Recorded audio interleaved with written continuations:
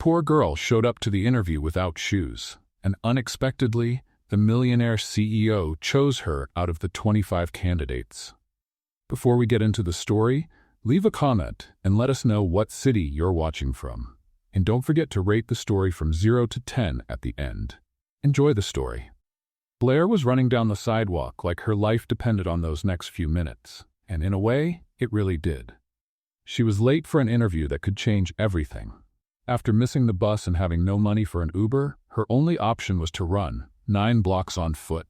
She was so focused on making it on time that she didn't notice the man walking toward her, eyes glued to his phone. And then, bam! They collided. The impact knocked her to the ground like a sack of potatoes. Her purse flew open, resumes scattered like confetti, and the heel of her sandal snapped with a sharp crack. "Don't you watch where you're going?" Blair shouted, furious, still sitting on the sidewalk trying to gather her papers. The man standing in front of her was tall, dressed in a flawless dark suit, holding his phone with clear impatience. He didn't even think about helping her. "You're the one who came running like a maniac," he said coldly. Blair looked up at him, stunned. His face was stone cold. No sympathy, no emotion. Typical rich guy in a fancy suit. Breathing hard, she stood up, holding her broken shoe. "You broke my heel," she said, nearly in tears. "Great, now what? How am I supposed to show up like this to the interview? This was my chance. You arrogant snob." He raised an eyebrow, completely unfazed. "If you're really good, a broken heel won't stop you." Blair's eyes widened. "Wow, inspiring. Have you ever thought about selling cheap motivational quotes on mugs?" He gave half a smile, or maybe just a facial twitch, and turned his back. "Good luck with your life," he muttered, disappearing down the sidewalk like the lead in some silent movie. Blair huffed, looking down at the twisted shoe in her hand. She took a deep breath, lifted her chin, and made a decision. "That's it. I'm going barefoot." She took off the other sandal, grabbed both in her hands, and kept running. A few minutes later, she walked into the impressive lobby of Z&K, breathing heavily. Barefoot, shoes in hand, and her dignity hanging by a thread. The receptionist, looking polished in a blazer that probably cost 3 times Blair's rent, stared at her like she'd just seen a UFO. "Interview for executive assistant," Blair said, trying to sound confident, even though she was clearly barefoot, with bangs stuck to her forehead. "Name?" the woman asked, not hiding the doubt in her voice. "Blair Evans." The receptionist typed something on her tablet and pointed to a hallway. Blair walked to the waiting room, and, when she opened the door, her heart sank. 25 candidates. All perfect. Expensive heels, flawless hair, makeup untouched. They looked like they'd stepped out of a French perfume commercial. Blair, on the other hand, looked like she'd just survived a citywide marathon. She quietly sat in an empty chair, trying to hide her shoes behind her bag. Some of the women looked at her curiously. Others giggled softly. One even snapped a photo, pretending to check her phone. "Is she seriously barefoot?" a blonde woman whispered nearby. Blair pretended not to hear. She did the best she could, crossed her legs, lifted her chin, and tried to breathe. "You're here. That's what matters. What you say matters." Then she heard it. Footsteps, confident, steady, in charge. She looked up, and there he was. The man. Same dark suit, perfectly styled hair, the kind of expression that says he runs the world and has zero patience for people. Blair's eyes widened. Her heart nearly leapt out of her chest, and without thinking, she blurted out, "Oh no, not you again, Mr. Arrogant Fancy Suit?" A few women stifled laughter, others looked shocked. The hallway turned into a minefield of stares. The man, Mr. Arrogant Fancy Suit, stopped, turned his head toward her and stared. No smile, no surprise, just looked. Then he kept walking. Blair wanted to explode, or dig a tunnel and disappear, anything but face what just happened. Minutes later, the receptionist came back. "Blair Evans?" She swallowed hard, stood up with as much dignity as she could manage, and walked down the hallway like a warrior after battle, barefoot. She entered the interview room and froze. There he was, sitting at the head of the table. The man, the walking disaster, now revealed as the CEO of the company. Derek Crawford. And the position? It was to be his personal assistant. He looked up from his papers and met her gaze. Blair gave a nervous, half-hearted smile and muttered to herself, "Well, that's it. I'm going to get fired before I even get hired." Blair stared at Derek for a few seconds that felt like forever. The silence in the meeting room was deafening. She swallowed hard, feeling the weight of the moment. Rent was 2 months late. Bills were piling up on the kitchen table like a leaning tower ready to collapse, and her fridge had more empty space than a modern art museum. She needed that job. Desperately. Derek flipped through her resume with the same expression someone might have when reviewing a stranger's tax return. Blair Evans, he murmured, without looking up. 27 years old, business degree from Washington State University. Experience in, he paused, a coffee shop, clothing store, and pet store. Blair bit her lip. Laid out like that, her resume sounded like a comedy of errors. Yeah, not exactly the most straightforward path, she admitted. Trying to keep things light. Derek finally looked up and stared at her directly. Why do you want to work here? Blair took a deep breath. She was still shocked to be face to face with the man who had broken her heel, but something inside told her, just be yourself. You've got nothing to lose. Honestly? She began, shifting in her seat. Because I need to pay my bills before the power gets cut and I end up eating dinner by candlelight. And also because I'm good at what I do, even if my resume looks like life bingo. Derek raised an eyebrow. Life bingo? Yeah, like those games where you mark random numbers and hope they somehow make a pattern. The coffee shop taught me how to deal with grumpy people before 9 a.m. At the clothing store, I learned patience, especially when someone insists on trying a size small when they're clearly a large. And at the pet store, well, I discovered I have a knack for calming nervous creatures. Derek tilted his head, interested. Nervous creatures? Blair smiled for the first time since entering the room. Anxious dogs, stressed-out cats, CEOs who break other people's heels on the sidewalk. For a split second, Derek almost smiled. Almost. You do realize this position requires discretion, organization, and professionalism, right? I do, Blair replied, serious. And I can bring all that, just with a bit of humanity. Because let's face it, everyone needs a little fun in their day, especially in a corporate environment where people look like they've swallowed coat hangers. Derek leaned back in his chair, his fingers drumming softly on the table. Tell me about your weaknesses. Blair let out a laugh. Seriously? Look at where we are. I'm barefoot. I just called my potential future boss a stiff in the waiting room, and my biggest professional win so far has been getting a French bulldog to take a bath. I think my weaknesses are pretty obvious. And your strengths? I don't give up easily, she said, looking him straight in the eye. I'm here, aren't I? I could have given up when I broke my heel. I could have walked out when I realized you were the CEO. But I'm still here because I believe I deserve a chance. And because, honestly, I'm really good at turning chaos into order. It's a natural talent. Derek watched her for a long moment, as if trying to crack a code. Why should I hire someone with no corporate experience? Because experience can be gained, attitude can't, and I've got plenty of that, Blair answered without hesitation. Besides, I bet everyone else here is the same. Expensive degrees, perfect resumes, rehearsed answers. I'm different, and sometimes different is exactly what you need. Derek closed her resume and gave her a look so intense it made her shift in her seat. Interesting, he murmured, almost to himself. Very interesting. He stood up, signaling the interview was over. You'll hear from us by tomorrow. Blair stood as well, holding her broken shoes, and walked out. The next day, Blair was reheating her coffee for the third time when her phone rang. Blair Evans? Said a professional-sounding woman. This is Sarah from Z&K Corporation. We have an offer for you. Blair's heart skipped a beat. An offer? You've been selected for the position. Can you start Monday at 8 a.m.? Blair nearly dropped her mug. Really? I got it? You did. Congratulations and welcome to the team. Blair hung up the phone and let out a scream that made her neighbor bang on the wall. Monday arrived like a hurricane of nerves. Blair put on her best blazer, which still looked like it came from a clearance rack, and a new pair of shoes bought with her last $20. She showed up at Z&K 15 minutes early, determined to make a different first impression than she had at the interview. What a joke. Within 5 minutes, Blair was already lost in the maze of hallways, had walked into the wrong room 3 times, and even asked a mirror for directions, thinking it was a person. Excuse me, are you the new assistant? Asked a well-dressed woman in her 50s.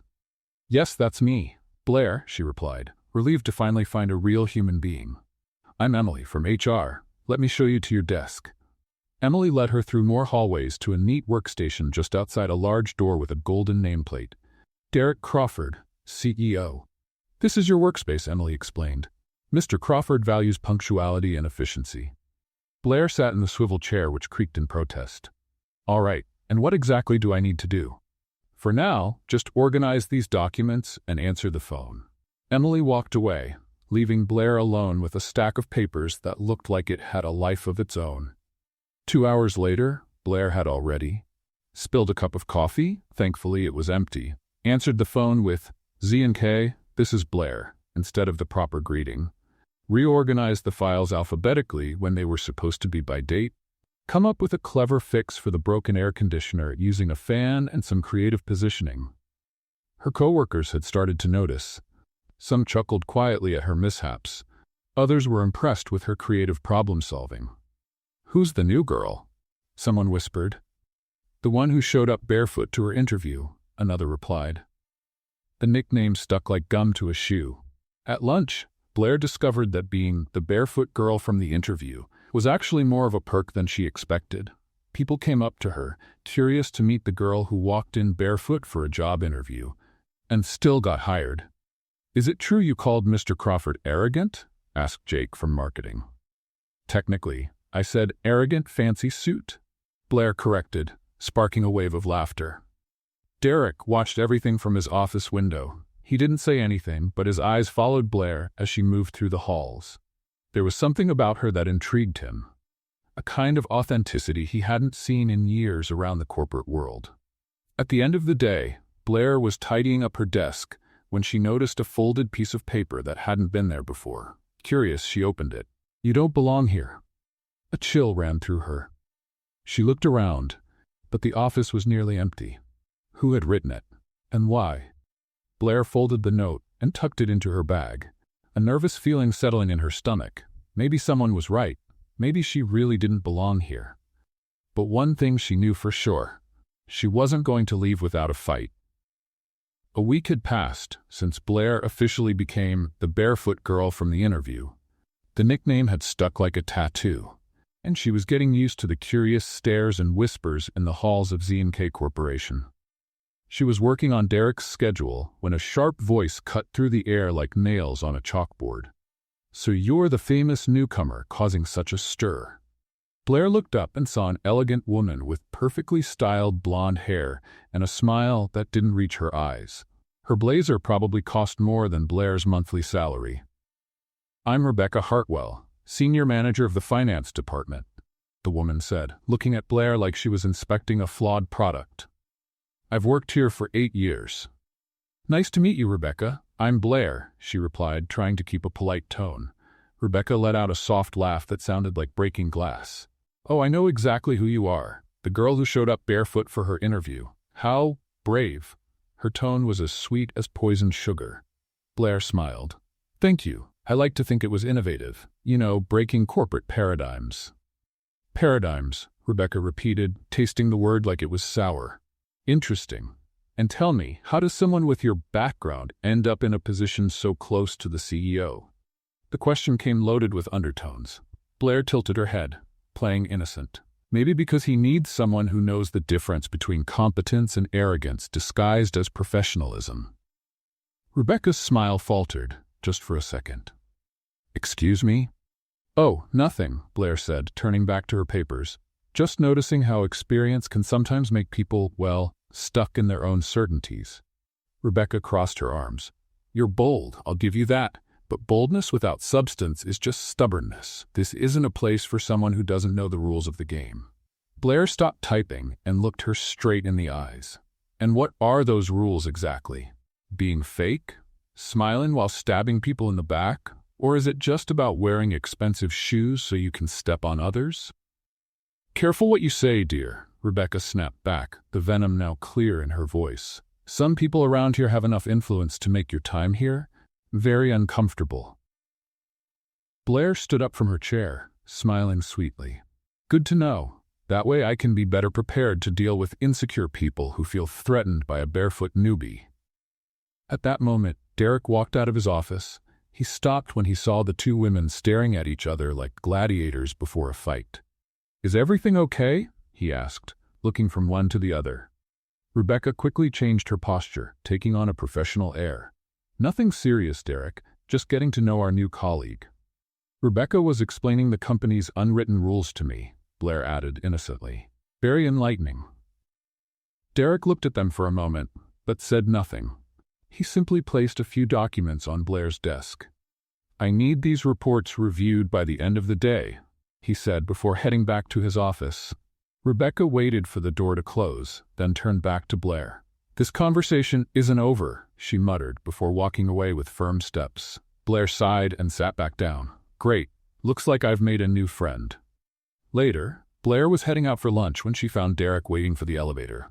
He wore a navy blue tie that made his eyes stand out, and Blair noticed she was paying more attention than she probably should. "Trouble with Rebecca?" Derek asked once they stepped into the elevator. Blair pressed the ground floor button. "Nothing a basic human relations course wouldn't fix. For her, I mean." Derek almost smiled. "She can be intense." "That's a polite way to say she has the charm of an angry cactus?" This time Derek actually smiled, just before a strange noise interrupted them. The elevator jolted and stopped between the 10th and 9th floors. Blair looked at the panel. "Is that normal?" Derek pressed the emergency button, but nothing happened. "Apparently not." Blair took in the situation and let out a nervous laugh. "Perfect. Absolutely perfect. Just what my week needed." Derek pulled out his phone, but there was no signal. "We'll have to wait for someone to realize we're stuck." Blair leaned against the wall, trying not to think about the confined space. "Well, at least now I've got a good excuse for being late to lunch," she said, trying to keep her tone light. "Though come to think of it, if we die in here, at least I don't have to pay my bills this month." Derek looked at her, surprised. "You're making jokes about dying in an elevator?" "It's my defense mechanism," Blair explained with a shrug. "When life turns into a comedy of errors, the only way out is to laugh. Otherwise, you go crazy." "And does it work?" "I'm still sane, so I guess it does." Derek leaned against the opposite wall, studying her face. "You're not like anyone I've ever worked with." "Is that a compliment or a complaint in disguise?" "Still deciding," he admitted. Blair laughed. "Honest, I like that. Most people would spend 5 minutes telling me how great I am before getting to the point." "And what's your point?" "That I don't have much of a social filter. I tend to talk too much when I'm nervous, and I have a worrying habit of turning serious situations into comedy skits." Derek tilted his head. "And does that bother you?" "It used to, until I realized life's too short to pretend to be someone else.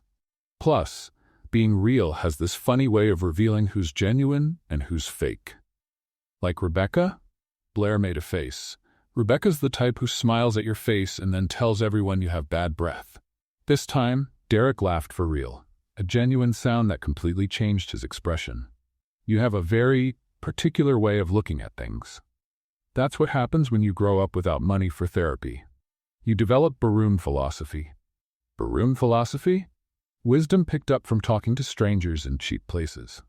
Surprisingly deep, sometimes." The elevator jolted again and started moving. The doors opened on the ground floor, but neither of them moved right away. "Well," Blair said, breaking the moment, "that was educational."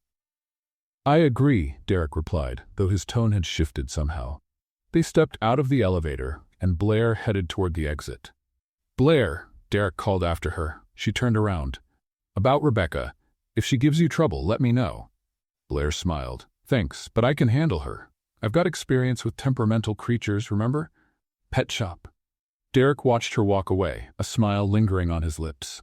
Back at the office, Derek found himself once again staring out the window toward Blair's desk. There was something about her that deeply intrigued him. The way she turned disasters into humor. How she stayed true to herself in a place where fakery was often rewarded. Blair, on the other hand, couldn't stop thinking about their conversation in the elevator. For the first time, Derek had seemed human. Real. And that scared her more than any snide remark from Rebecca. Because liking your boss was a complication she definitely didn't need in an already chaotic life. 3 days after the elevator incident, Blair was sorting through Derek's mail when Sarah from HR walked up to her desk, with a look that blended urgency and slight concern. "Blair, I need a word," she said, lowering her voice. "Derek asked you to present the Harrison Project data in this afternoon's board meeting." Blair felt the blood drain from her face. "The Harrison Project?" she repeated, trying to sound casual while internally entering full-blown panic mode. "Sure, no problem." Sarah gave her a skeptical look. "You know what it's about, right?" "Of course," Blair lied without hesitation. "It's the Harrison, with data, for presenting." Sarah sighed. "It's the quarterly sales numbers for the Western Division." "The meeting's in 2 hours, Blair." "Are you sure you're ready?" "Ready is my middle name," Blair replied, already starting to sweat. Sarah walked away, leaving Blair alone with her rising anxiety. She stared at the mountain of papers on her desk and began frantically digging for anything that mentioned the Harrison Project. "Harrison Project, Harrison Project," she mumbled, shuffling papers like someone looking for car keys in a bottomless purse. Finally, she found a folder labeled Harrison Q3. She opened it and was greeted with charts, spreadsheets, and numbers that may as well have been written in ancient hieroglyphics. "Perfect," she sighed. 2 hours to become an expert in quarterly sales. I've faced easier challenges like decoding a tax form or understanding why people like cauliflower. 2 hours later, Blair was seated in the impressive Z&K boardroom, surrounded by executives wearing suits that cost more than her car. Derek sat at the head of the table, Rebecca to his right, with a smile that promised trouble, and other directors who watched Blair with thinly veiled curiosity. "Blair will be presenting the Harrison Project numbers," Derek announced. Blair stood up, holding the documents with slightly shaky hands. She took a deep breath and decided to stick to her life philosophy. When you don't know what to do, be honest, and hope for the best. "All right, folks," she began, looking at the expectant faces. "I'm going to be honest with you. 2 hours ago, I had no idea what the Harrison Project was. I thought maybe it was a Harrison Ford movie." A few nervous laughs echoed around the room. Rebecca rolled her eyes. "But," Blair went on, gaining confidence, "after diving into this data, I discovered something fascinating. Our Western Division's sales numbers are a lot like my relationship with working out. Started strong, dipped dramatically in the middle, and are now slowly getting back on track." This time, the laughter was more genuine. Blair pointed to the first chart. "Take a look. In Q1, we were selling like fabric. These were the last products on Earth. Great numbers. Then, in Q2, it's like our customers realized money doesn't grow on trees. 30% drop." She flipped to the next chart. "But here's the interesting part. In Q3, we're climbing back. Not a miracle, but consistent growth. It's like a diet. You're not looking for instant change, just steady progress." Robert, the sales director, a man in his 50s, leaned forward. "And what's your analysis on what caused that recovery?" Blair glanced at the data and improvised based on what little she understood. "Well, Robert, it looks like our regional marketing finally found the right audience. It's like telling a joke. Timing is everything. Our products reached the Western market at the right time, with the right people, and the right price." She pointed to a table. "Also, our competitors were dealing with supply issues, which gave us a temporary advantage. It was like having the soccer field to ourselves, while the other team was still in the locker room arguing over strategy." Derek watched her with an unreadable expression, but there was something in his eyes, something that looked impressed. Blair continued, now fully in her rhythm. "For next quarter, I suggest we keep the current strategy but make some adjustments. It's like cooking. When the recipe works, you don't change it, you just add a little more seasoning." When she finished, the room fell silent for a moment. Then Robert began to clap, followed by the other board members. "Excellent analysis," Robert said. "Creative and straight to the point." "I agree," added another director. "I like the unconventional approach." Blair smiled, feeling a mix of relief and pride. She had managed to turn her lack of experience into a presentation that, apparently, impressed everyone. Everyone, except Rebecca. After the meeting, Blair returned to her desk, still processing what had just happened. She couldn't believe she had not only survived, but actually impressed the board. She was organizing some papers when she heard low voices coming from the break room. "Obviously, she only did well because Derek has a special interest in her," came Rebecca's unmistakable voice. "Do you really think so?" asked another female voice. "Oh, please, Jennifer. A secretary with no experience giving a presentation to the board? That's not normal protocol. That's clear favoritism." Blair felt her stomach tighten. "But she did well," Jennifer replied, a bit hesitantly. "Anyone would do well with the CEO's protection." Rebecca shot back. "Mark my words, she won't last long here. It's only a matter of time before this little act is exposed." Blair backed away from the break room, feeling like she'd just been punched in the gut. In a matter of hours, her success had turned into fuel for office gossip. For the rest of the afternoon, she noticed the looks and whispers in the halls. The rumor had spread like wildfire. At 5:30, when most employees had already left, Derek appeared at her desk. "Blair, I need to talk to you," he said, his voice serious. "In my office. Just the two of us." Blair's heart dropped. This was it. The rumors had reached Derek, and now she was about to be fired. She followed him to his office, feeling like she was walking to her own sentencing. Derek closed the door and motioned for her to sit. He took his seat behind the desk, fingers laced, his expression solemn. "I heard some comments about your presentation today," he began. Blair swallowed hard. "Mr. Crawford, I can explain."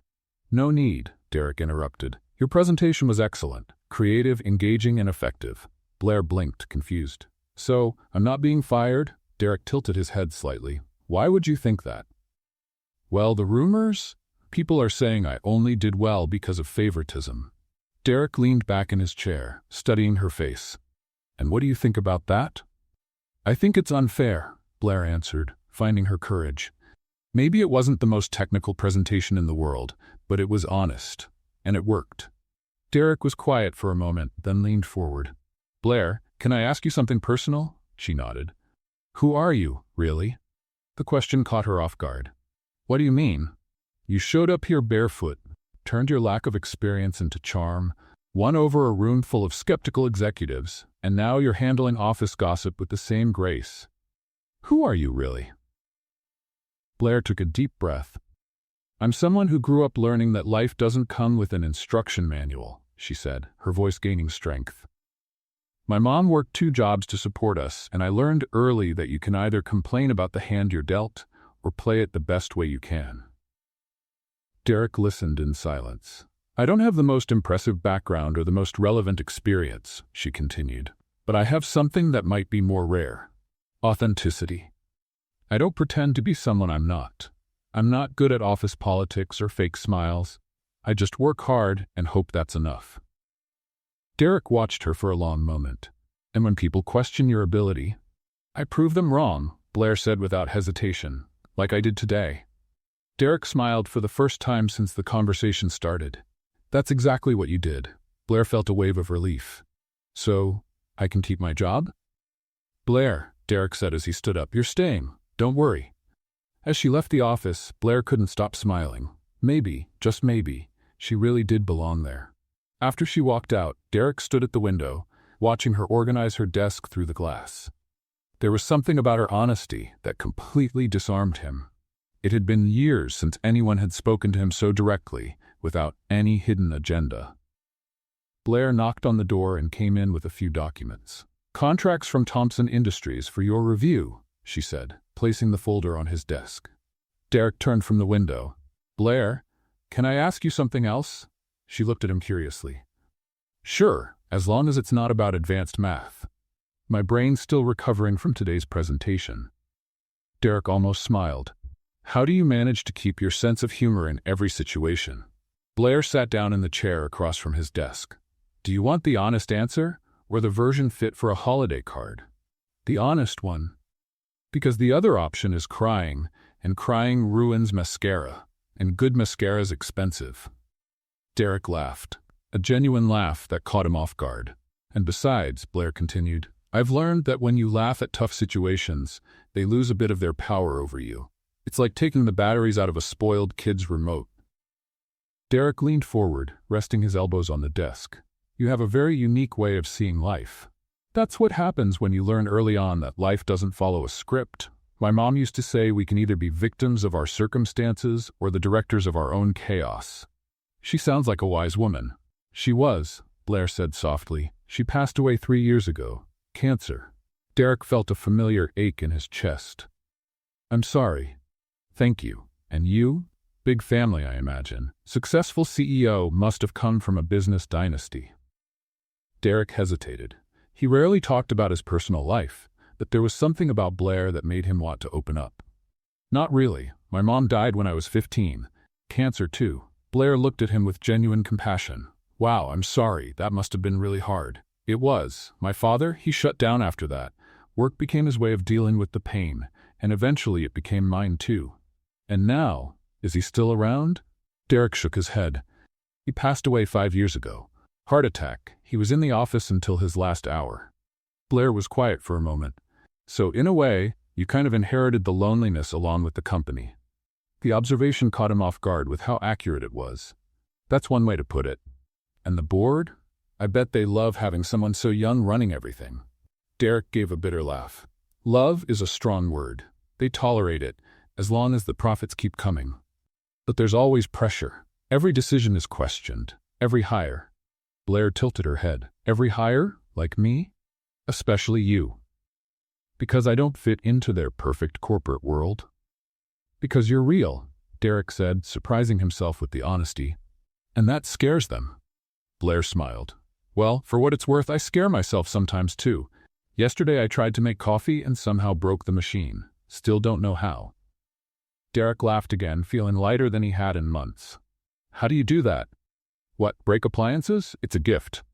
No, how do you make me laugh when I should be stressed about 1,000 other things? Blair looked at him for a moment. Maybe because you need to laugh more. Life's complicated enough without taking everything so seriously all the time. Derek watched her, feeling something shift inside him. He hadn't felt this human in years. The next day, Blair was returning from lunch when she saw something that made her stop in the hallway. Rebecca was slipping out of the boardroom, carrying a thick brown folder. She looked around as if she'd just done something she wasn't supposed to. Blair ducked behind a pillar, watching as Rebecca quickly made her way toward the elevator. There was something about her posture that screamed, secret mission. Interesting, Blair muttered. What was the Ice Queen doing in the boardroom with that folder? She tried not to dwell on it and went back to work, but the strange feeling stayed with her all afternoon.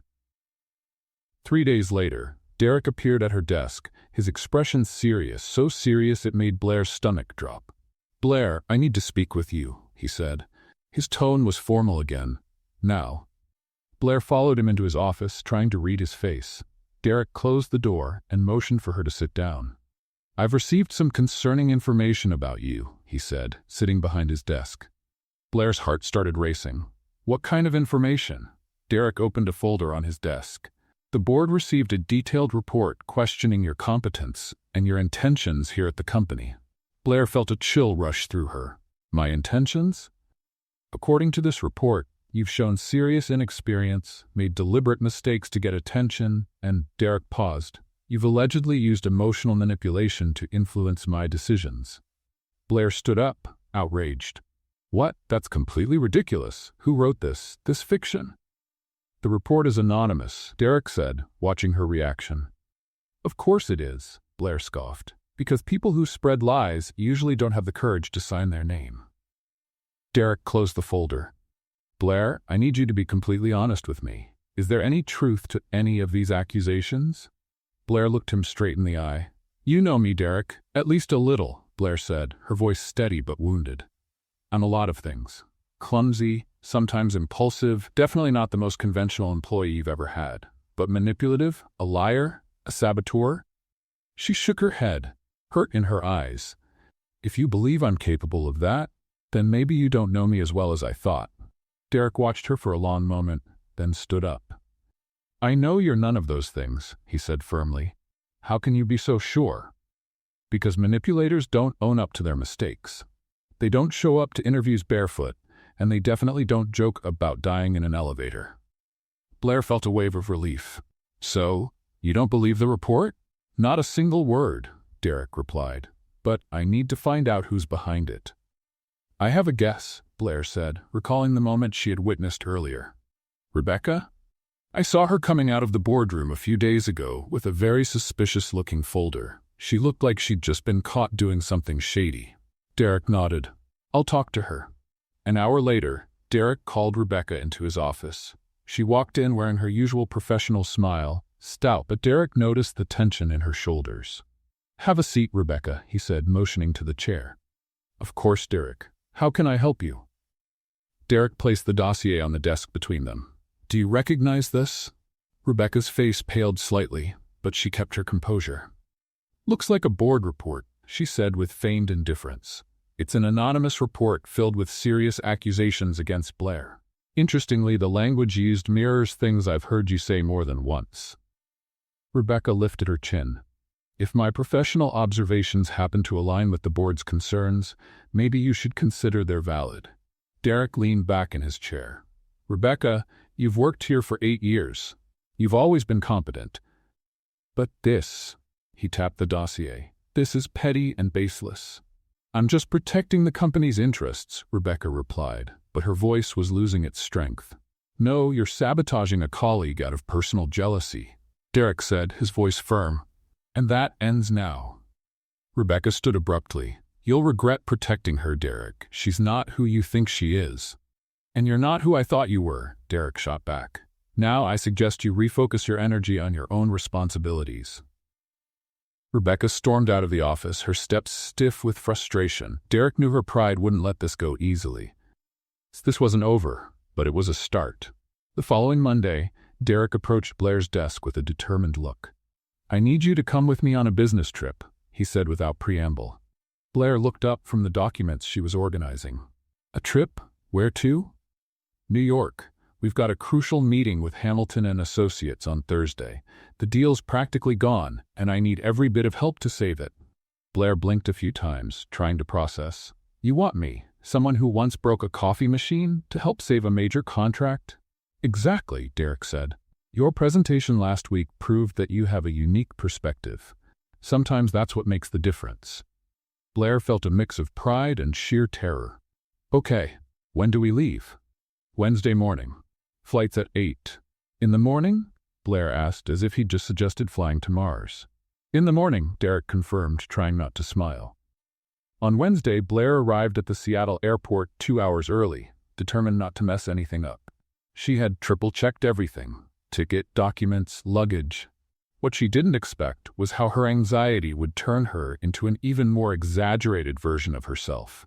First, she mistook the Delta check-in counter for United's, and insisted for 5 full minutes that her flight was in their system, until the attendant patiently pointed out she was in the wrong airline. "Sorry," she muttered to Derek, who had watched the whole thing unfold. "Apparently, when I'm nervous, I develop a very selective kind of dyslexia." Next, in the security line, she set off the metal detector 3 times in a row. "Ma'am, I need you to remove your shoes," said the TSA agent. "I already did," Blair replied, confused. "And your belt." "Took that off too." "And your jacket." Blair looked down and realized she was still wearing her blazer, with metal buttons. "Oh, right, that would do it," she mumbled, slipping it off while Derek stood on the other side, shaking his head with an amused look on his face. The peak of Blair's misadventures came at the airport gate. She grabbed a black suitcase identical to hers, only to discover, once already on the plane, that it belonged to a businessman who now had her collection of uncomfortable shoes. And she had his size 42 suits. "Well, at least now I've got the right clothes for the meeting," Blair whispered to Derek while the flight attendant tried to sort things out. "Assuming you don't mind me looking like a kid playing dress-up in her dad's closet." Derek chuckled quietly. "How do you manage to turn every simple situation into a comedy of errors?" "It's a gift," Blair said with a shrug. "My mom used to say that if chaos were a talent, I'd be a virtuoso." In New York, after finally resolving the suitcase situation, which involved a quick sprint to the nearest mall for Blair to buy something work-appropriate, they headed to the offices of Hamilton and Associates. Blair was visibly nervous in the elevator. "What if I mess everything up?" she asked, adjusting her new suit for the 5th time. "You won't," Derek said, confident. "How can you be so sure?" "Because you don't pretend to be someone you're not, and that's exactly what we need to win these clients back." The Hamilton and Associates boardroom was intimidating, floor-to-ceiling glass, a panoramic view of Manhattan, and 3 stern executives who looked like they'd rehearsed their distrustful expressions in front of a mirror. "Mr. Crawford," greeted James Hamilton, the senior partner, "we hope you have a very compelling proposal. Frankly, after last quarter's issues, we're considering other options." Derek gave his presentation, technical, well-structured, but Blair could tell it wasn't landing. The expressions remained stiff, and she noticed Derek getting more tense with each slide. Then James turned to her. "And you are?" "Blair Evans, Mr. Crawford's assistant," she replied, standing up. "Do you have anything to add?" Blair glanced at Derek, who gave her an encouraging nod. She took a deep breath and decided to be herself. "Actually, I do," she said, stepping to the front of the room. "Can I ask you something? Why do you really want to cancel the contract with us?" James looked surprised by her directness. "Well, there have been delays, communication issues." "Right," Blair gently interrupted. "So it's not about money or product quality, it's about trust." She gestured to the sweeping city view. "You built this firm on relationships, didn't you? I'm guessing every major client started with an honest conversation, not a PowerPoint deck." The executives glanced at each other. "Go on," said Margaret, the second partner. Blair smiled.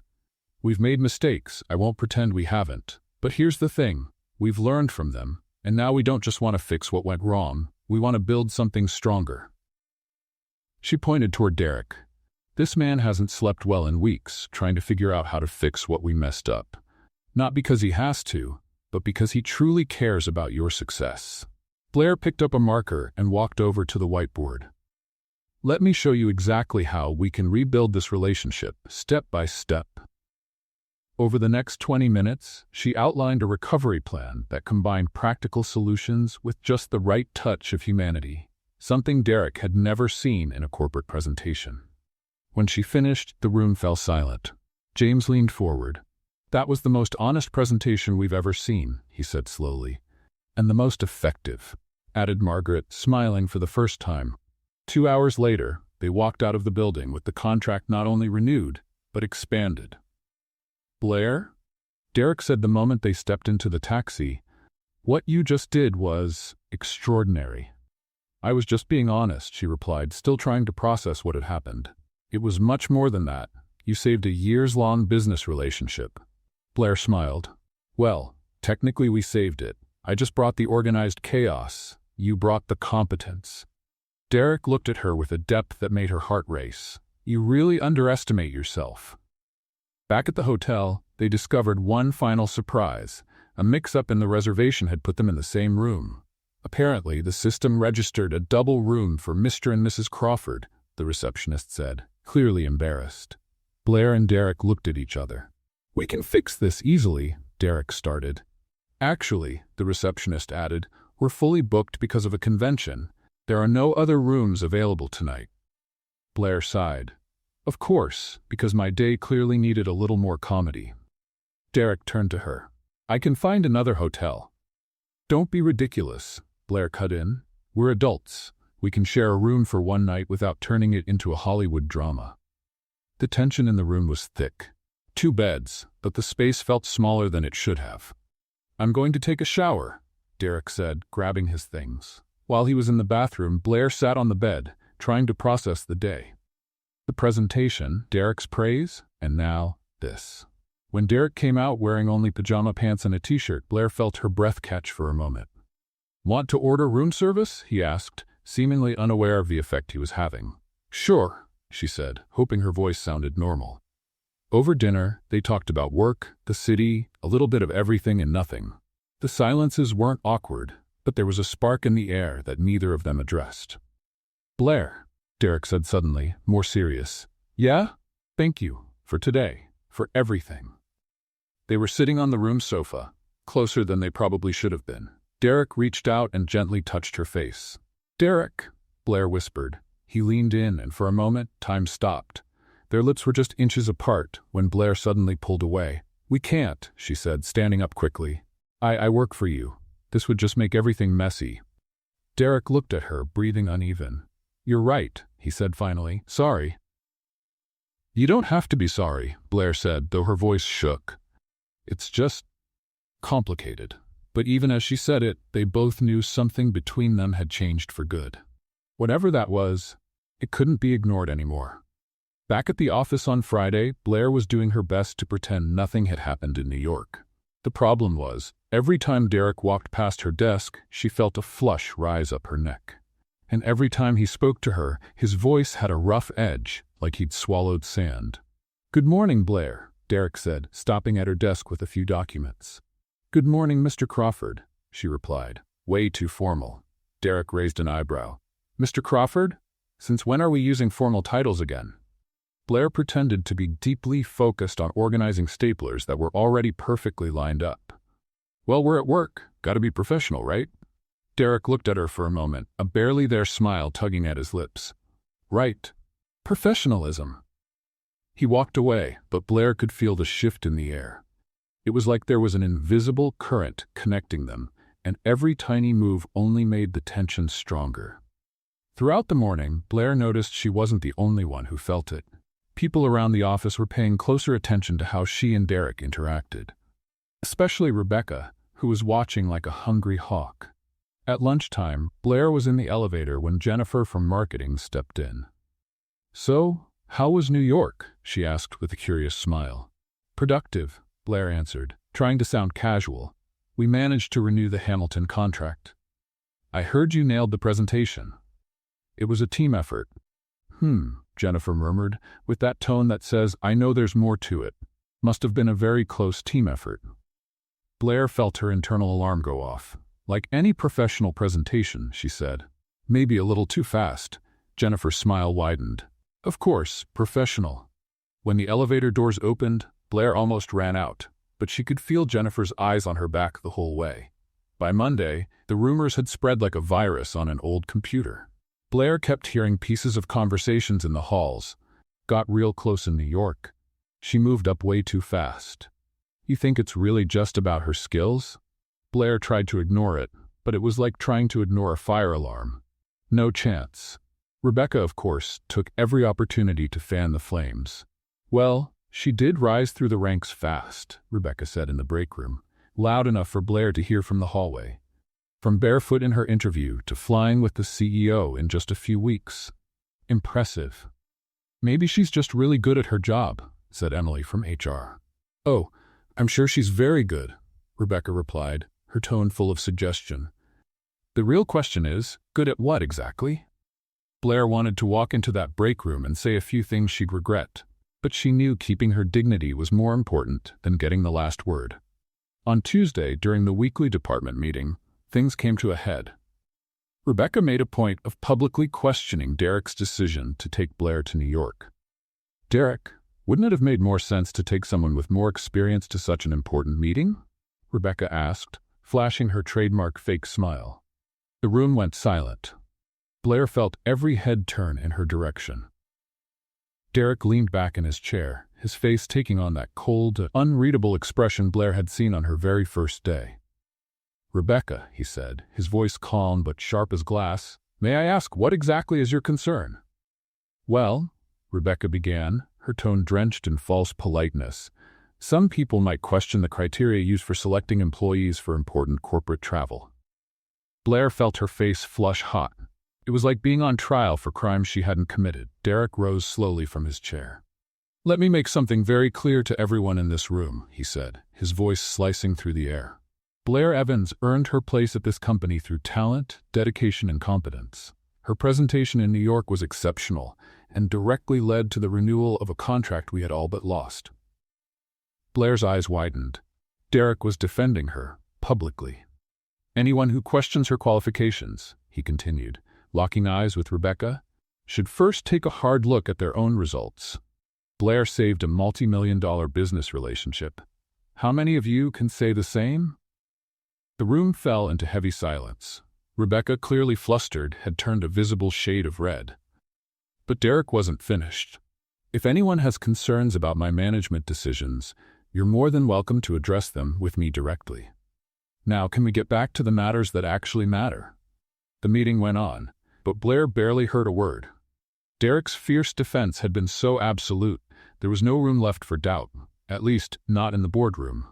The real problem was, his passionate defense only added fuel to the rumors already circulating. After the meeting, Blair rushed to the restroom, needing a moment to breathe. She was washing her hands when the door opened, and Derek walked in. "Derek, this is the women's restroom," she said, startled. "I need to talk to you," he replied, ignoring protocol. "About the meeting. Look, I appreciate you standing up for me, but you do realize that now everyone is convinced there's something going on between us, right?" Derek stepped closer. "And what if there is?" Blair's heart jumped. "Derek?" "Blair, I can't stop thinking about you," he said, his voice low, intense. "In New York, in that room, I wanted to kiss you more than I wanted to breathe." Blair swallowed hard. "We can't have this conversation here." "Then where can we have it?" "Nowhere," she replied. But even to her own ears, her voice lacked conviction. Derek took a step closer. "You feel it too. I know you do." Blair looked into his eyes and saw something that terrified her: vulnerability. Derek Crawford, the cold, calculated CEO, was laying himself bare. "Of course I feel it," she whispered. "But that doesn't change the fact that this is complicated. Dangerous. Why? Because you're my boss. Because half the company already thinks I'm sleeping my way up. Because if this blows up, it's not just a breakup, it's my whole career on the line." Derek gently touched her arm. "Blair, you make me want to be different. More human. I haven't felt that in years." The words hit her like a punch to the gut. This wasn't just attraction, this was something deeper and scarier. "Derek, she began, but was interrupted when the restroom door opened. Emily from HR walked in and froze. "Oh, sorry, I'll come back." Derek sighed. "No, it's fine. We were just wrapping up a work discussion." He gave Blair one last look. "Think about what I said." After he left, Emily walked toward her. "Are you okay?" Blair looked at her reflection in the mirror. She looked like someone who'd just realized she was standing in the middle of a storm. "Honestly, I don't know anymore." But even as she said the words, she knew Derek was right. She felt something for him. Something strong. Something overwhelming. And worst of all, something she couldn't joke away. Some things were just too serious, even for her. The following Thursday, Derek showed up at Blair's desk with an expression she couldn't read. "Blair, I need to talk to you about the company's annual party," he said, leaning slightly against her desk. "The party?" Blair repeated, as if he'd just brought up some kind of ancient ceremonial rite. "It's this Saturday. Formal event at the Four Seasons. All employees are invited, but," he hesitated, "I'd like you to attend as my date." Blair nearly dropped her coffee cup. "Your date? As in, date?" Derek gave a faint smile. "As in, you'd be by my side, officially." Panic rose in Blair's throat. "Derek, you do realize that this will confirm every rumor people already have about us, right?" "Maybe," he said, lowering his voice. "It's time we stopped hiding." Blair looked at him for a long moment. Part of her wanted to say yes right away. The other part was calculating just how many ways this could all go horribly wrong. What if I say something inappropriate? What if I trip? What if I don't know, spill a drink on some important client? "Blair," Derek said gently, "just be yourself. That's all you need to do." She took a deep breath. "All right, but if I end up dancing awkwardly and become the company's next viral meme, you've been warned." Derek chuckled. "I'll take the risk." On Saturday night, Blair spent 2 hours deciding what to wear. She had exactly one dress that could be considered even remotely appropriate for a formal event. A simple black one she'd bought the previous year for her aunt's funeral. "Perfect," she muttered at the mirror. Nothing says fancy party like a morning dress. But when she looked at herself again, she had to admit, it wasn't so bad. The dress flattered her figure, and she'd managed to tame her hair into something that almost resembled a fancy updo. Derek picked her up at 7, and when Blair opened the door, the expression on his face made her blush. "You look," he began, then shook his head. "Beautiful." "Thank you," she said, grabbing her small purse. "You don't look too bad yourself. That tux almost makes you look civilized." Derek laughed. "Almost? Well, you still have that calculating profit margins while brushing your teeth expression." The Four Seasons ballroom was flawless. Soft lighting, elegant decor, and Z&K employees Blair barely recognized in formal wear. "Wow," she whispered to Derek. "Everyone looks like they stepped out of a fashion magazine. I feel like a fraud." "You belong here just as much as anyone," Derek replied, placing a hand gently on her back as he guided her inside. Blair immediately noticed the stares. Some were curious, some surprised, others unmistakably disapproving. Rebecca, wearing a bold red dress that screamed, "Look at me," was glaring in their direction like she could set Blair on fire with her eyes. "I think your presence hasn't gone unnoticed," Derek murmured beside her. "I feel like an animal at the zoo," Blair muttered back. "Except instead of peanuts, they're throwing rumors." During dinner, Blair did her best to make polite conversation with the other directors and their spouses. It was going relatively well, until she stood to greet the wife of the CFO, and the heel of her shoe snapped with an audible crack. "Oh no," Blair groaned, grabbing the back of her chair for balance. "This is officially a pattern." The entire table turned to look. Blair wished she could disappear under the tablecloth.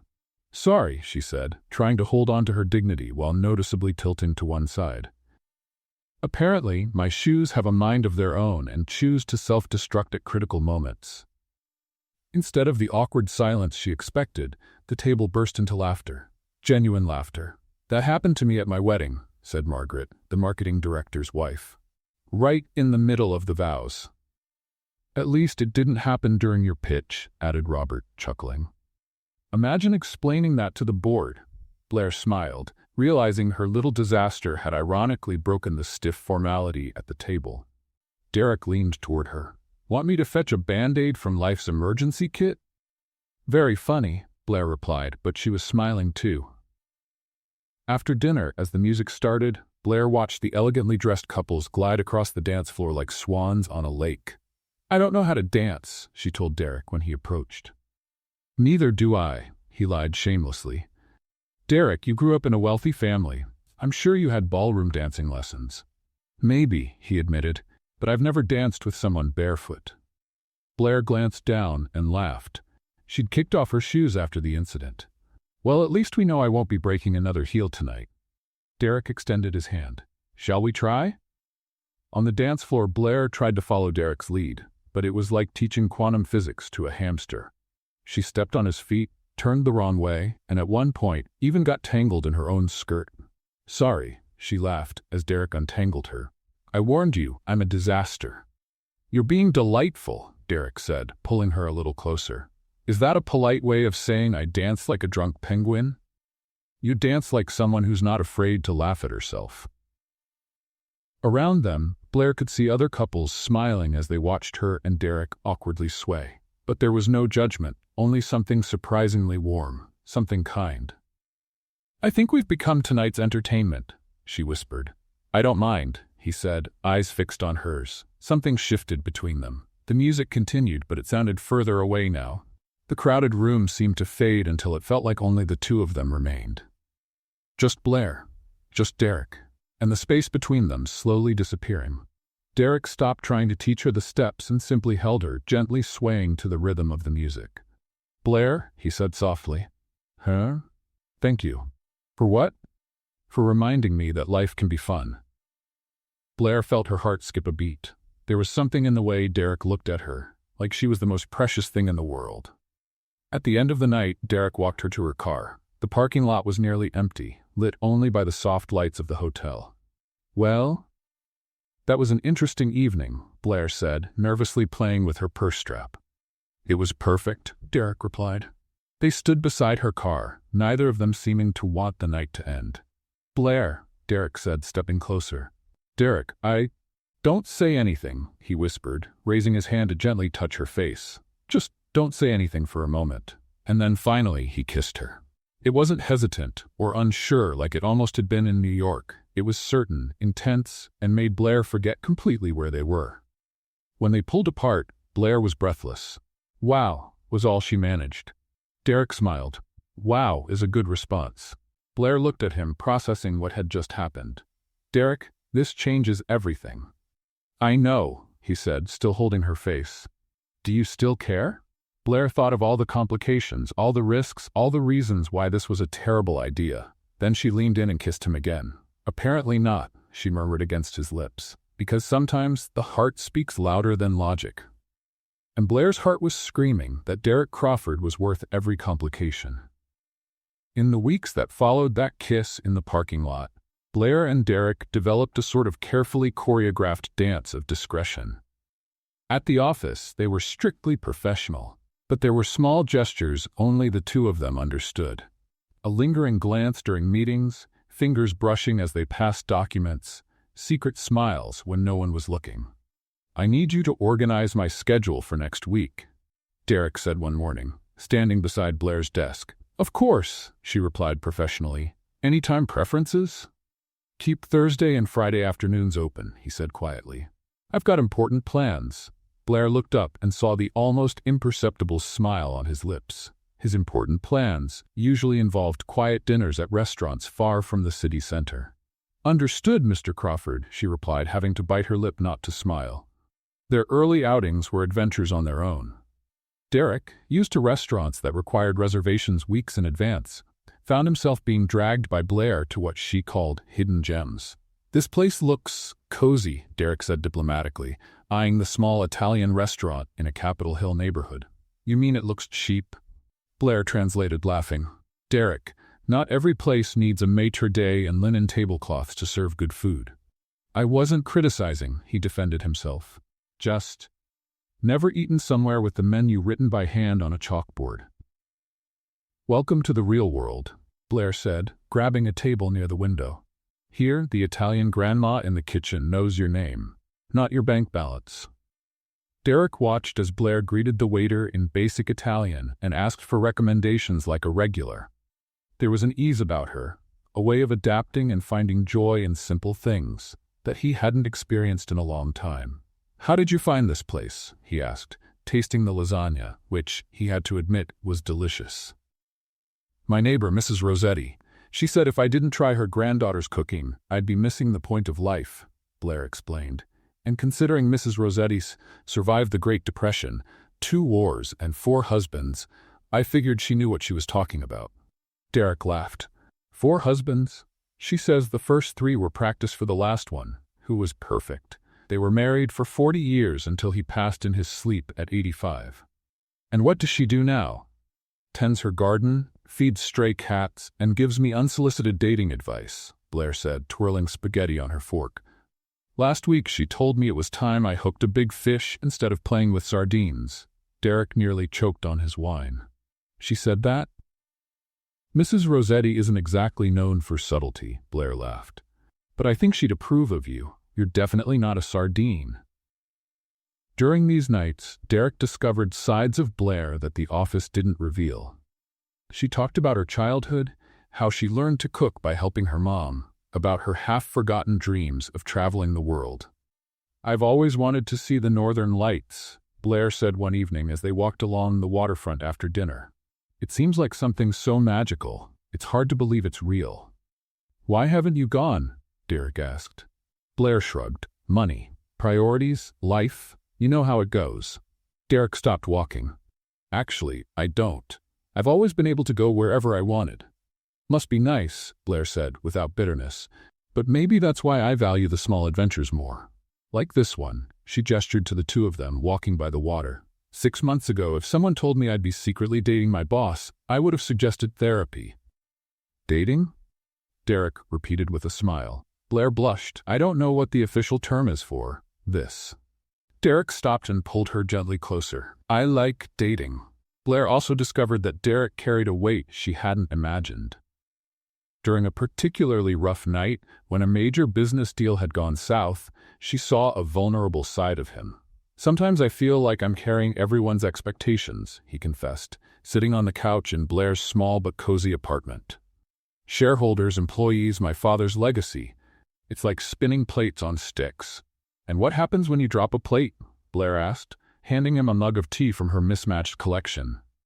"Everyone sees it. Everyone judges." Blair sat beside him. "Have you ever thought that maybe people expect you to be perfect because you always act like you are?" Derek looked at her, confused. "What do you mean?" "You never let anyone see that you're human. When was the last time you laughed at your own mistake in front of your employees, or admitted you didn't know something?" Derek thought for a moment. "I don't remember." "Then maybe that's why they expect perfection. You've never shown them that it's okay to mess up." "And what if they lose respect for me?" Blair smiled gently.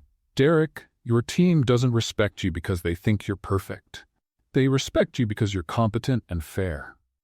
A little humanity would only make you more relatable. How do you make it sound so simple? Because I grew up learning that pretending to be perfect is exhausting, Blair said, tucking her legs under her. It's easier to be authentically imperfect. But while Blair and Derek were quietly building their secret relationship, someone was watching closely. Rebecca had noticed the subtle changes. Derek smiling more, Blair arriving at work with a dreamy look, the two of them avoiding leaving the office together at obvious times. She started paying attention to the details. Noticed how Derek always seemed to have a reason to stop by Blair's desk. How Blair returned from lunch, glowing in a way that had nothing to do with food. How both of them were careful to never share elevators when others were present. One afternoon, Rebecca decided to act. She discreetly followed Blair during her lunch break and spotted her meeting Derek 3 blocks away from the office. From a distance, she watched them walk together, too close to be casual, too familiar to be professional. Rebecca smiled. She finally had what she needed. Over the next 2 weeks, she documented everything. Discreet photos of the two entering and leaving restaurants, arriving at the office early together, which Rebecca interpreted as proof they'd spent the night together. Casual moments of closeness that, alone, meant little, but taken together, painted a clear picture. On a typical Monday morning, Blair arrived at the office humming softly. She had spent all of Sunday with Derek, first at a farmer's market where he'd bought ingredients to cook for her, a hilariously failed attempt that ended in pizza delivery, and later watching old movies on her couch. She was organizing her desk when she noticed the brown envelope. There was no sender, just her name typed in capital letters. Blair opened it curiously. Inside was a collection of photographs. She and Derek leaving a restaurant, walking hand in hand, Derek kissing her forehead outside her building. At the bottom of the envelope, a simple note, "I know your little secret." Blair felt the blood drain from her face. The photos slipped from her trembling hands, spreading across her desk like evidence of a crime. She quickly looked around, but the office was running as usual. People were working, chatting, living their normal lives. No one seemed to be paying any special attention to her. But someone was. Someone had spent weeks watching, documenting, planning. Blair quickly gathered the photos and the note, stuffing them into her bag with a racing heart. Her life had just gotten a whole lot more complicated. Blair spent the rest of Monday in a state of controlled panic, trying to act normal while her hands trembled every time she touched a document. The photos were burning a hole in her purse, but she couldn't decide whether to tell Derek immediately or try to find out who was behind the blackmail first. The decision was made for her on Tuesday morning. She arrived at the office to find small groups of people whispering, conversations that stopped abruptly when she walked by. The looks weren't just curious this time. They were judgmental. "Good morning, Blair," said Jennifer from marketing, but her tone was different. Cold. Blair forced a smile. "Good morning, Jennifer. How was your weekend?" The question was loaded with implication. "Quiet," Blair answered, her stomach tightening.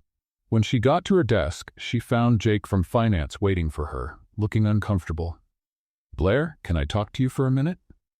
"Of course," she said, though she knew she didn't want to hear whatever was coming. Jake stepped closer, lowering his voice. "Some photos are going around. You and Derek, I thought you should know." Blair felt the world collapse around her. "What kind of photos?" "You know what kind," Jake said gently. "Look, I don't care about your personal life, but people are talking." Blair sat heavily in her chair. How far has it spread?" "Pretty much everyone's seen them. I'm sorry, Blair." For the rest of the morning, Blair tried to work, but it was impossible to ignore the whispers, the sideways glances, the conversations that abruptly ended whenever she approached. It was like she was wearing an outfit with a huge stain everyone could see. Except her. Derek hadn't arrived yet. He was out at an external meeting, and Blair wasn't sure if she was relieved or even more anxious because of it. At 10:30, Sarah from HR came to her desk. "Blair, I need to speak with you, now." Blair followed Sarah to a small conference room where 2 board members were already seated, Charles Morrison, the chairman, and Patricia Wells, the vice president. "Please sit," Charles said, his expression serious. Blair sat down, feeling like a student sent to the principal's office. "Blair," Charles began, "it's come to our attention that you are involved in an inappropriate relationship with Mr. Crawford." Blair swallowed hard. "Mr. Morrison, I can explain." "The photographs speak for themselves," Patricia interrupted. "This type of behavior is unacceptable in our company." "With all due respect," Blair said, finding her voice, "my personal life—" "Stops being personal when it involves the CEO of the company," Charles cut in. "It creates conflicts of interest, concerns about favoritism, potential legal issues." Blair felt tears of frustration burn behind her eyes. "I never asked for special treatment. I've never used my relationship with Derek to—" "Mr. Crawford," Patricia corrected coldly. "Mr. Crawford," Blair repeated, "to gain any professional advantage." "Your intentions don't matter," Charles said. "Perception is just as important as reality." The door opened, and Derek walked in, his expression changing instantly when he saw the scene. "What's going on here?" "Derek." Charles stood. "We need to speak with you about the photographs." Blair watched Derek tense. His eyes quickly found hers before turning to the board. "What photographs?" Patricia slid one of the photos across the table. It was one of the most intimate, Derek kissing Blair's forehead in front of her building. Derek looked at the photo, then at Blair, who was clearly distressed. "Where did you get this?" "That matters less than the fact that it exists," Charles said. "Derek, this is a serious breach of corporate protocol. My personal life is not company business," Derek replied, his voice dangerously calm. "It is when it affects your ability to lead impartially," Patricia shot back. "Employees are questioning every decision you've made involving Miss Evans." Blair suddenly stood up. "Stop," she said, her voice louder than she intended. "Stop talking about me like I'm not in the room." Everyone turned to her. "You want the truth?" Blair continued, her voice shaking with anger. "Yes, Derek and I are in a relationship. And yes, it started after he hired me. But I earned my position here on my own merit. I saved the Hamilton contract with my skills, not because of personal favors." "Blair, you don't have to," Derek began. "Yes, I do," she interrupted. "Because apparently my professional reputation is worth less than hallway gossip." She turned to face the board. "You want my resignation? You can have it, but I won't accept that my work is being questioned just because of who I happen to fall in love with." The silence in the room was deafening. Derek slowly stood. "If someone's leaving," Derek said, "it's going to be me." "Derek, no," Blair began. "She's right," Derek said, locking eyes with Charles. "Blair earned her place here. She's more than just my employee. She's someone I admire and respect, professionally and personally, and if you can't see her competence beyond our personal relationship, then that's not her problem." Patricia looked shocked. "Derek, you're risking your position for an extraordinary woman," Derek finished firmly. "And if that's a problem for the board, then maybe I'm not the CEO you need." Charles stood. "Derek, you're being emotional. We need a rational decision here." "This is my rational decision," Derek replied. "Blair stays, or we both go." After the tense meeting, Derek and Blair left the room together, but the mood between them was heavy. "You shouldn't have done that," Blair said, once they reached the elevator. "Done what? Defended you? Risked your career for me." Derek pressed the elevator button harder than necessary. "My career means nothing if I can't protect the people who matter to me." But Blair was already shaking her head. "This is exactly what they were talking about. You're making decisions based on emotion." "So what if I am?" Derek turned to her. "Maybe it's time we stop pretending personal and professional life can be completely separate." The elevator arrived, but Blair didn't get in. "Derek, I need time to think." "Think about what?" "About all of this. What it means. What it could cost you." Derek held the elevator door open. "Blair, don't let them make you doubt what we have." "It's not about what we have," she said, tears finally spilling over. "It's about the price you're going to pay for it." Blair stepped away from the elevator, leaving Derek watching her walk off with growing desperation in his eyes. That afternoon, after discreetly finding out that Rebecca was behind the leaked photos, Derek confronted her.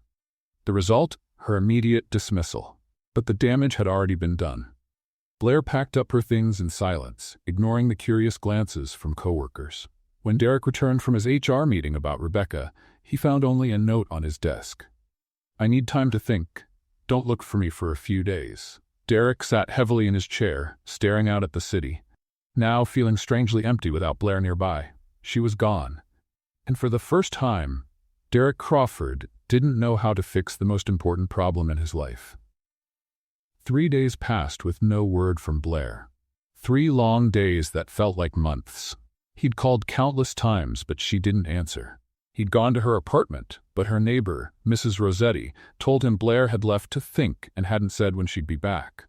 "You're the big fish," Mrs. Rossetti said, eyeing Derek through the screen door. "The one who caused all this drama." "Ma'am, do you know where she went?" Derek asked, desperate. "Oh, now you want to know," Mrs. Rossetti huffed. "Men, they make a mess and come running after the woman disappears." "Please," Derek said.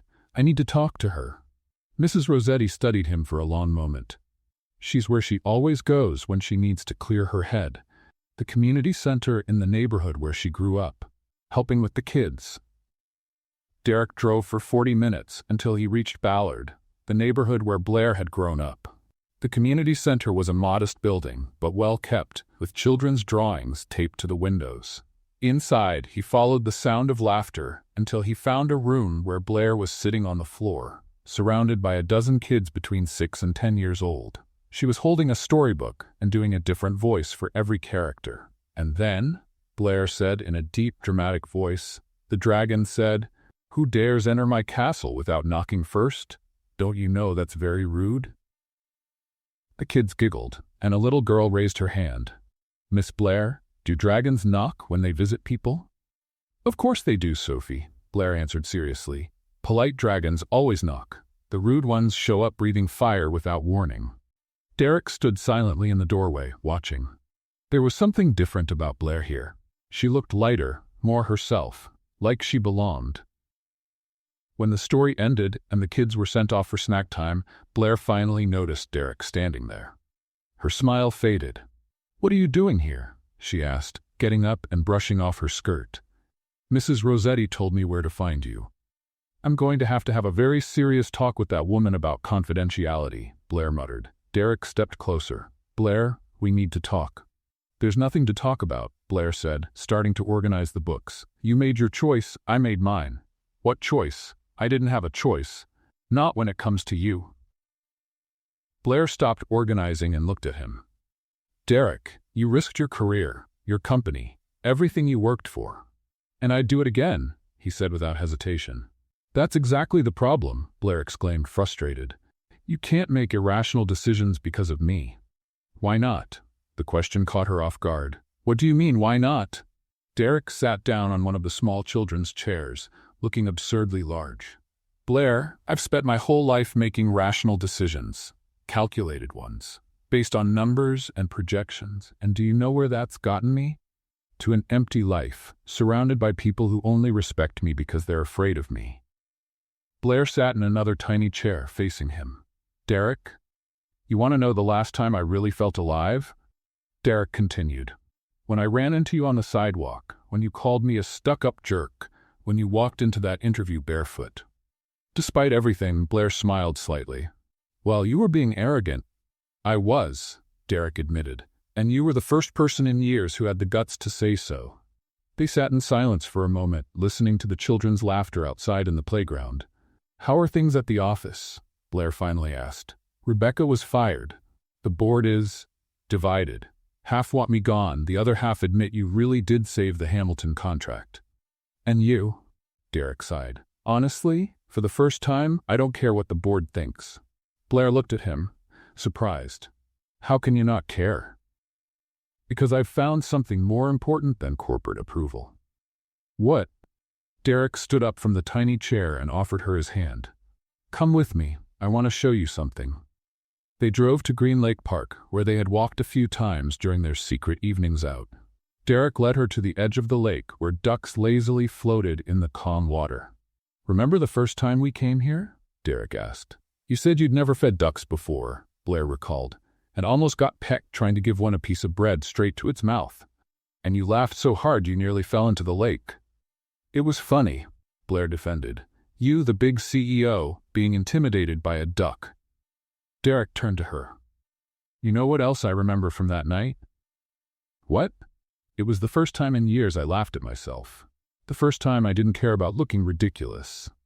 Blair felt her heart speed up. Derek, where are you going with this?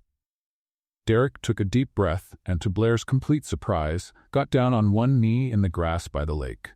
I'm going to the part where I realized I'd rather be ridiculous with you than sensible without you. Blair's eyes widened as Derek pulled a small box from his pocket. Derek, what are you doing? Something completely irrational, he said, opening the box to reveal a simple yet elegant ring. Blair Evans, will you marry me? Blair was speechless. You've lost your mind. We're in the middle of a corporate scandal, your job is on the line, and you're asking me to marry you?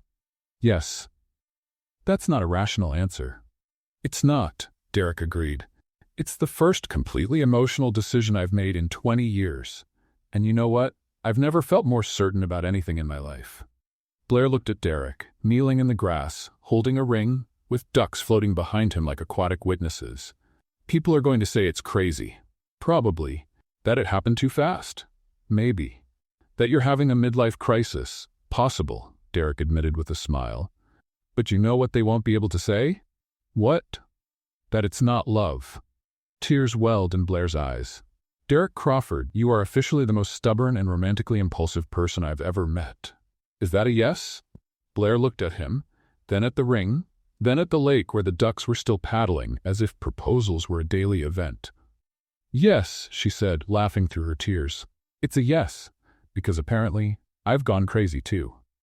Derek slid the ring onto her finger and stood, pulling her into a kiss that made the ducks quack in approval. You know, Blair said when they pulled apart, Mrs. Rossetti is going to be unbearably proud of herself when she hears about this. We're going to have to listen to her say, I told you so, for the rest of our lives, Derek laughed. Worth it, Blair replied, admiring the ring. Definitely worth it. As they walked back to the car, hand in hand, Blair couldn't stop smiling. Maybe all the mess, all the chaos, all the pain had been worth it if it brought them here. 6 months after the lakeside proposal, Blair stood at the entrance of a white tent set up on Alki Beach in Seattle, holding a bouquet of wildflowers and trying not to laugh at her own situation. Ready? Asked Emma, her best friend, who had flown in from Portland to be her maid of honor. Emma, Blair said, looking down at her bare feet sinking into the sand, I'm about to get married without shoes. Again, I think this has officially become my signature move. At least this time it was intentional, Emma replied, smiling. And look at that. You've made it all the way here without breaking anything yet. The day's not over, Blair said with a grin. Mrs. Rossetti, who had insisted on being the wedding's unofficial emotional consultant, appeared adjusting her floral hat. Blair, darling, you look radiant. Didn't I say that big fish would be worth it? You did, Mrs. Rossetti. Repeatedly. Daily, Blair laughed. I'm sure you'll remind me of that for the next 50 years. You bet I will, the older woman said proudly. On the other side of the tent, Derek was adjusting his tie for the 10th time, clearly nervous. Man, you've led presentations for multi-million-dollar shareholders, said Jake, his best man. This is just a wedding. It's my wedding, Derek corrected, to the woman who turned my life into a non-stop romantic comedy. And that's a bad thing? Derek smiled. It's the best thing that's ever happened to me. Emily appeared at the entrance to the tent. It's time, Derek. Derek took a deep breath and walked to the altar set up in the sand, where the officiant waited with a warm smile. The guests, an eclectic mix of co-workers, Blair's neighbors, and several kids from the community center, sat on white chairs arranged on the beach. The music began, and Derek saw Blair appear at the entrance of the tent. She looked stunning in a simple yet elegant dress, her hair loose and catching the sea breeze. But what struck him most was the genuine smile on her face. Pure joy, without a trace of nerves. Blair began walking through the sand beside Emma, and Derek noticed a few people chuckling softly when they saw she was barefoot. But they weren't mocking. These were smiles of affection, from people who had grown to love Blair's quirks just as much as he did. When she reached him, Derek whispered, "No broken heels this time?" "I've learned from my mistakes," Blair whispered back. "Besides, you're officially stuck with me now. No running when I cause a disaster." "Wouldn't run even if I could." The officiant cleared his throat gently. "Shall we begin?"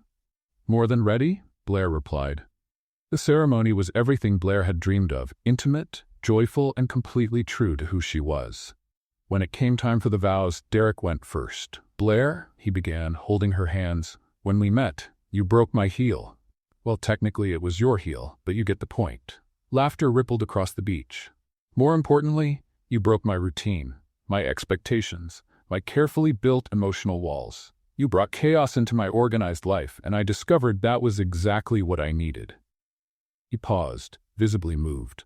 "I promise to be your safe harbor when the world feels too serious. I promise to laugh with you, not at you, and I promise to never try to change your beautifully unique way of turning disasters into adventures. You are my balance, and I want to be yours." Blair was visibly emotional when it was her turn. "Derek," she began, wiping away a tear, "when we met, you were the grumpiest man I'd ever seen. As serious as a funeral, as stiff as an ironing board." More laughter. "But underneath all that corporate armor, I found someone who just needed permission to be human. You taught me that structure isn't a prison, it's security.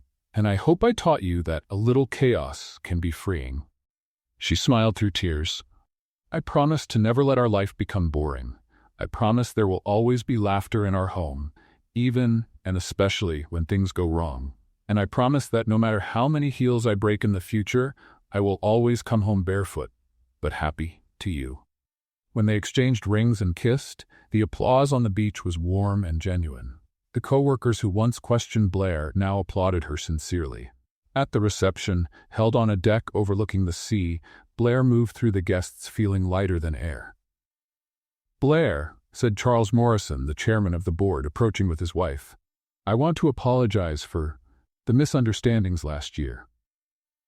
"There's no need to apologize, Mr. Morrison," Blair answered graciously. "You were protecting the company, I understand." "Still," Charles continued, "I have to admit, Derek has been more productive and, dare I say, more human since you two met. Last quarter's profits speak for themselves." "Who would have thought that personal happiness improves professional performance?" Blair said with a wry smile. "Touché," Charles chuckled. Emma walked over, holding 2 glasses of champagne. "So how are you feeling, Mrs. Crawford?" "Strange," Blair admitted, taking a glass. "Mrs. Crawford sounds like someone who knows how to use Excel and doesn't burn toast." "You'll get used to it," Emma laughed. "Remember when you used to say you'd never marry a businessman?" "I said boring businessman," Blair corrected her. "Derek may be a lot of things, but boring definitely isn't one of them." Later, as the sun began to set over Puget Sound, Derek and Blair found themselves alone at the edge of the deck. "So, Mrs. Crawford," Derek said, wrapping his arm around her waist, "how are you feeling?" "Strange," Blair said again, "but a good kind of strange. Like trying a new flavor and realizing it's your favorite." Derek looked at her, noticing something different in her glow. "Blair, you're glowing today. More than usual." Blair took a deep breath, her smile growing wider. "Well, let's just say our honeymoon's going to be educational." "Educational how?" "As in, you're going to learn how to change diapers, kind of educational." Derek stared at her for a moment, processing. "You're? Where?" "Yes," Blair laughed. "I found out last week. I was going to tell you during the honeymoon, but I just couldn't wait." Derek lifted her off the ground and spun her around, both of them laughing. "Seriously?" he asked as he set her down again. "Seriously, in 8 months you're going to be a dad." Derek kissed her deeply, then rested his forehead against hers. "So the chaos is only just beginning," he said, echoing words Blair had said so many months ago. "Are you sure you're ready for this?" Blair asked. "A little version of me running around the house, probably inheriting my gift for breaking things?" Derek smiled, looking into the eyes of the woman who had turned his carefully structured life into a beautiful adventure. "Blair Crawford," he said, "bring on all the chaos you want. I'm ready for it." And as they danced barefoot on the deck, the sound of the waves in the background and the future shining brightly ahead, Blair knew she had found not just the love of her life, but the perfect partner in the beautiful, messy dance called life. What did you think of Blair and Derek's story? Leave your thoughts in the comments. Rate this story from 0 to 10. Be sure to subscribe and turn on notifications so you don't miss any of our upcoming stories. And check out more emotional stories right here at the end of this video.